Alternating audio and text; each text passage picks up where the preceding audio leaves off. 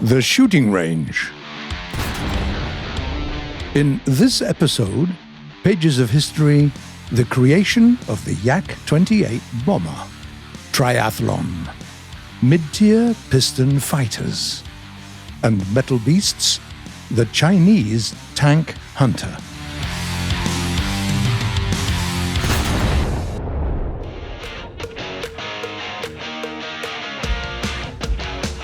Today, we'd like to start with a wheeled support machine in service with the armies of many African and Asian countries. In the game, it's found in China's premium tree at the battle rating of 8.3. Please welcome the Mk.III01. Its main gun is a two-plane stabilized 105mm gun with elevation angles between -4 and +18 degrees. For auxiliary weapons, it has two machine guns. There's a thermal sight for the gunner and smoke launchers for additional protection. The engine compartment is situated in the center. The driver sits in the front, and the rest of the crew is in the turret. The ammo racks are mostly placed in the rear. Despite being a wheeled machine, the 301 can barely outperform classic early MBTs. You're unlikely to see the speedometer show anything above 45 kph off-road. Now, if you want this machine to speed up further, stick to roads, even if it means taking a longer route. Maneuverability, though, is something this machine can be proud of. With 3 steering axles, it can make a turn in a very small space. Pretty unusual for wheeled vehicles. The reverse speed, however, is a disappointment with only 7 km per hour. As for armor, it's the wrong class to have any expectations. Let's just say you could probably bend this hull with a finger if you so wished. The only thing that might sometimes save you from seeing the hangar screen is a large space behind the armor. You can also note the ammo placement in the rear. It's a good solution unless you reverse into your enemy. Now, what's really good about this Chinese machine is its weaponry. Here, its APF-SDS is good enough against any enemy tank. Here's its tandem ATGM with an equivalent of 4.5 kilograms of TNT explosives. Here's the cherry on the top, the Proximity Fuse HE-VT round. Happy flying, chopper pilots! The only disadvantage that comes with the main gun is the poor depression angles, only -4 degrees. The reload times are pretty standard for this BR, 6.7 seconds. Now, speaking of tactics, your best chance is keeping your distance as long as possible. Thankfully, you have everything you need for that. The gunner has a thermal sight to speed up enemy spotting, a laser rangefinder, and a fire control system to help make long-range shots successful. Finally, we recommend you choose your rounds right before the battle, depending on the map you get. APF-SDS rounds are better for maps with lush greenery, while ATGMs will be great for open maps, like a desert.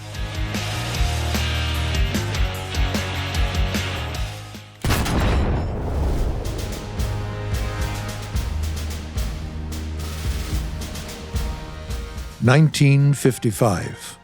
The Korean War has recently ended with a bloody truce.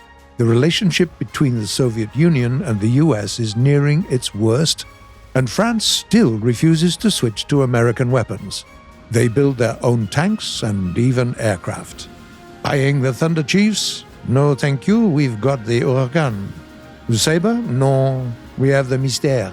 And we'll even sell it to US allies for cheaper than what the US wants for theirs. The French got busy creating multi-role frontline jets and created the Vautour, and that was a strong claim for a leading position in the world of aircraft building.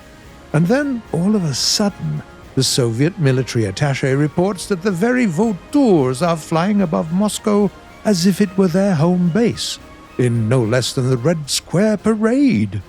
How on earth did that happen? No idea, said the French. We are as shocked as you are. Yeah, right, you would say. But in fact, the French were quite honest in their reaction. They couldn't explain it. The reality was that the Soviet Union simply needed to create the same multi-role aircraft as the French. And that's how the story of the Yak-28 began. The engineers of the Yakovlev Bureau developed their own approach to the new plane, though. The French Vautour was developed as a bomber and a heavy frontline multi-role fighter that was later converted into an all-weather interceptor. The Soviet Union went the opposite way. The Yak-25, the predecessor of the 28, was an AA interceptor and had almost half the weight of the Vautour. It took a whole range of changes, including a new wing with struts and significantly increased weight, to redesign the Yak-25 into a supersonic frontline bomber.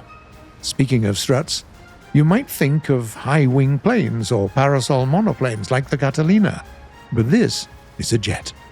Lift struts on jets are a rear part of the wing around the center of the plane that gives it a more triangular shape, increasing the wing area and strengthening its connection with the fuselage.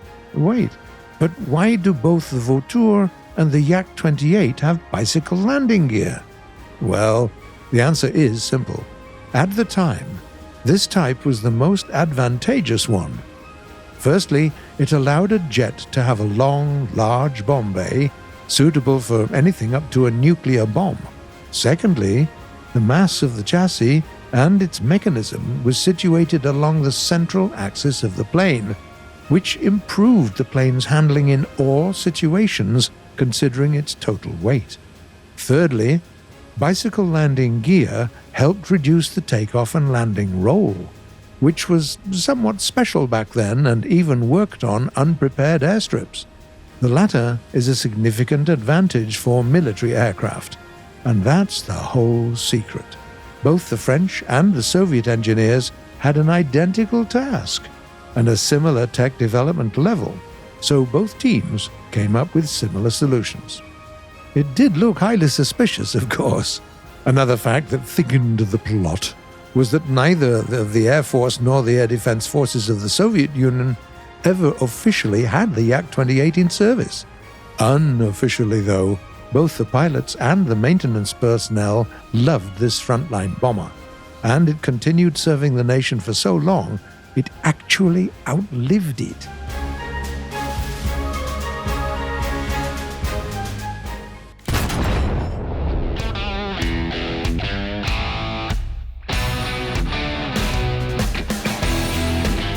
As we have promised, we're going back to piston-engine fighters, this time with battle ratings between 4.7 and 5.0. We have a lot of participants today, so let's waste no time. Please welcome the P-38L from the USA. It's the only twin-engine plane today, but the American team insisted. Germany is represented by the Bf-109G6. Here's the Soviet pilot on the LA-7, the British on the Spitfire Mk.XVI, the Japanese on the A6M5HE, and here's Italy with its G55 Serie 1. As is tradition, all fighters will be fully upgraded with a minimum fuel load, while radiator control will be entrusted to the pilots. The first trial will check their top speed near the ground. The pilots line up at the start line. Let's go. The planes gain speed and take off. After a few minutes, the Japanese fighter reaches its maximum speed and loses the race. The Italian one lasts a little longer. Then the Spitfire, the German plane, and the American. And the winner in this stage is the Soviet LA-7. The second leg will have multiple steps. First, the contestants need to gain 5 kilometers of altitude, and then we'll check how sturdy they are in diving. The planes point their noses up and each pilot chooses the best angle for altitude gain. After a few minutes of flight, the German Gustav reaches the 5,000-meter mark. The next are the Spitfire and the LA-7, joined by the Italian plane. The Lightning and the Zero are lagging behind, so the others have to wait for them up there. So here's the second part of the test, structural integrity check. We hope no one will need a parachute.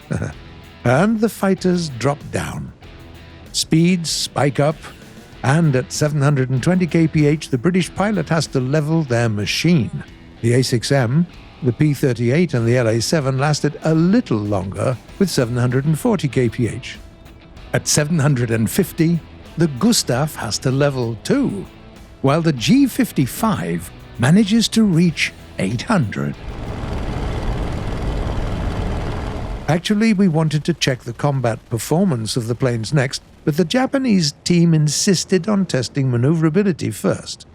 Okay then, ordering pilots to use the flaps and make a full turn in a level flight. The pilots start their rolls and pull the control handles. The first to finish here is the Japanese pilot. Oh, really? The next one is the British, and then almost at once the P-38 and the LA-7. With a bit more time, the other fighters finish their turns too. And now to the most exciting part, the firepower. We had no less than 3 targets to be demolished by our fighters: the Year-2 bomber and a couple of Panther tanks. The Lightning wastes no time on sending their air target down. The central location of its guns makes long-range shots pretty accurate. The Italian is next to report target down. 3 cannons are no joke. Here's the German contestant destroying the first target with his 30mm engine cannon. Others had to keep the Soviet plane in the sights for a little longer. The P-38 starts an attack on the ground targets and makes 2 drops. Mission accomplished. The German plane with its 4 smaller bombs is just as successful. Other members could only destroy one of the tanks with their bombs, so they had to splash the second tank with their cannons long enough. Well, it looks like we have the results. Let's start the awards ceremony. The bronze today goes to the LA-7 for its versatility. The silver goes to the Lightning. It showed a balanced performance that allowed it to compete even with single-engine planes. And finally, the winner today is our favorite Gustav. Its amazing flight performance and variety of armament makes it one of the most dangerous birds of prey. Now let's give the pilots some time to enjoy their fame. Meanwhile, we'll answer some of the questions you ask us in the comments.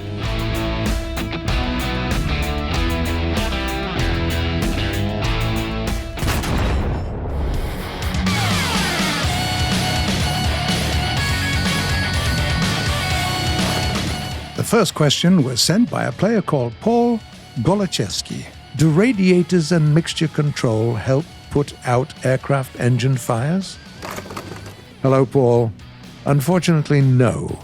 A fire is the scariest thing that can happen to a plane, and no radiators or mixture controls can help it. Mk.XVI asks, what is a smoothbore gun? What gun types are there in general? Hi, Mk.XVI. There are only a few things used to classify gun types. First, there are the rifled guns that have a special groove inside the barrel that makes the rounds spin, and smoothbore guns with no such grooves. Second, there are recoil guns whose barrels go back after sending a round, and recoilless guns with a special layout that makes some of the propellant fume compensate for the recoil. And that's it. Another question comes from Shiny Potato Sack. Do internal modules have simplified hitboxes, or are they identical to the shape of the module? Hi, Shiny. We're trying to keep the geometry of the internal modules as close to their real-life prototypes as possible. So it's closer to the latter, albeit a bit simpler. Duckman01 writes, "Can you please change it that TOW missiles won't be disrupted by the T-90? Hi there, Duckman01. We're sorry to say, but that's exactly what the real T-90 can do. Those two eyes on its turret are part of the electro-optical active protection system, and their purpose is to defend the tank from such missiles." And the last comment for today was written by Ahmed Yusri. "Can the Type 93 outrun the slowest missile?" Hi, Ahmed. You won't stop surprising us with your imagination, guys. Unfortunately, this couple won't be able to make a show. The Type 93 has a maximum speed of only 135 kilometers per hour in arcade mode. The slowest missile has more than double that speed. That's it for today, already so soon. You've been watching The Shooting Range by Gaijin Entertainment, and the next episode will premiere the following Sunday at 4 p.m. GMT, or noon Eastern Time. As I said last week, we want you to subscribe and click the bell if you don't want to miss our next videos. And who would want to miss them? They're great! Beware of the T-90's shiny eyes. Don't forget to leave a like, share your thoughts and comments, and we'll see you next week.